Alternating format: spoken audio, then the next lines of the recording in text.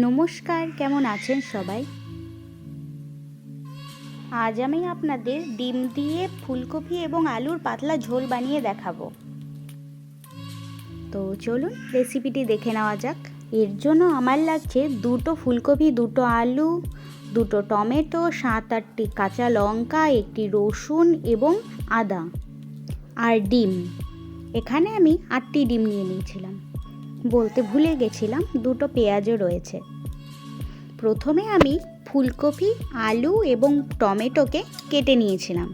তারপর লঙ্কা ছাড়িয়ে এবং আদা ছাড়িয়ে, আদা 1 ইঞ্চি এবং 7-8টি লঙ্কাও নিয়ে নিয়েছিলাম।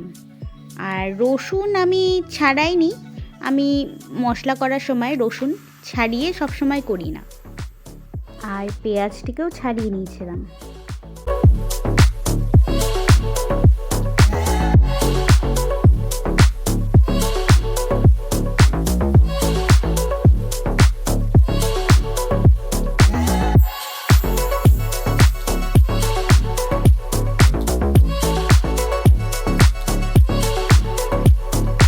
আমার সমস্ত কিছু ছাড়ানো হয়ে গেছে। এবার আমি ডিমগুলোকে সেদ্ধ করে নেব।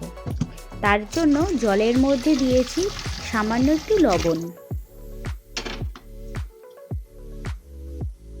8-9 মিনিটের মতো ডিমটিকে সেদ্ধ করে নিয়েছি।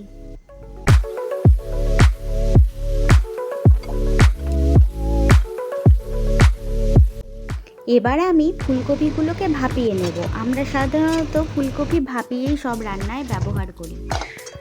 ডিম আমার ছাড়ানো হয়ে গেছে। এবার ডিমের মধ্যে হলুদ এবং লবণ দিয়ে 15 মিনিটের মধ্যে মাখিয়ে রেখে দেব।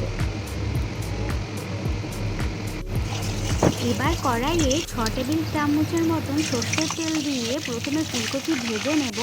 আর ওদিকে আমি গুঁড়ো মশলা ভিজিয়ে রাখবো। তার জন্য লাগছে ধনের গুঁড়ো, জিরের গুঁড়ো, হলুদ গুঁড়ো, লাল লঙ্কার গুঁড়ো। আমি সাধারণত রান্নার আগে মশলাগুলোকে জলে ভিজিয়ে রাখি।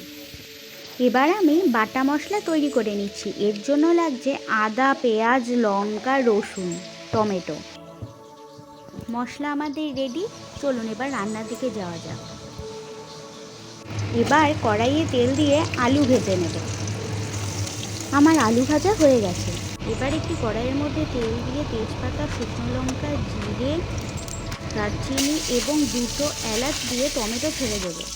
টমেটোর মধ্যে স্বাদ মতো লবণ দেবো যাতে টমেটোটি নরম হয়ে যায়। এবার ডিমগুলিকে ভেজে নেব। 15 মিনিট আমার হয়ে গেছে। এবার টমেটোটি নরম হয়ে এলে তার মধ্যে বেটে রাখা মশলাটি দিয়ে দেব। দিয়ে দেওয়ার পরে তার মধ্যে ভালো করে নাড়িয়ে চাড়িয়ে যখন মশলা থেকে তেল ছেড়ে আসবে, তার মধ্যে গুঁড়ো মশলা ভিজিয়ে রাখা সেটিকেও দিয়ে দেব। দিয়ে আলু দিয়ে ভালো করে কষবো যাতে আলুটি ভালো করে সেদ্ধ হয়ে যায়। এরপর ফুলকপি দিয়ে ভালো করে কষে ডিম ছেড়ে দেব। ডিম দিয়ে ভালো করে কষবো। কষার পরে গরম জল ঢেলে দিয়েছিলাম এতে। এবার 5 মিনিটের মতো ঝোলটা ফুটে গেলে তার মধ্যে ধনেপাতা কুচি দিয়ে গ্যাস বন্ধ করে দেব। আপনারা ফাইনাল লুকটি দেখে নিন। আমরা এটি রাতে ভাতের সাথে পরিবেশন করেছিলাম। তো আশা করি আপনারা ট্রাই করলে আপনাদেরও ভালো লাগবে। দেখে নিন। I think we all thought that we did the right thing, but it didn't turn out that way.